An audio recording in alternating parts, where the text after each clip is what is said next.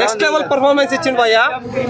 Cinema కొత్తగా ఆ background music కానీ ఆ ఏదైతే సపోర్టింగ్ క్యారెక్టర్స్ కానీ సపోర్టింగ్ క్యారెక్టర్ వేసిన ఒక పర్సన్, ఆయన పేరు నాకు వస్తలేదు, కానీ చాలా బాగా కరెక్ట్ అయింది భయ్య. సినిమా మాత్రం నెక్స్ట్ లెవెల్ ఉంటుంది. సినిమా అద్దరు కొట్టేసిరు. Cinema super. ఏం చెప్పాలో అర్థం కావట్లేదు నాకు.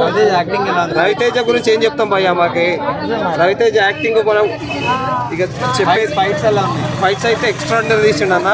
ఈ ముందు సినిమా కంటే ఈ సినిమాలో ఏం చెప్పాలో డైరెక్షన్ సూపర్ అన్న.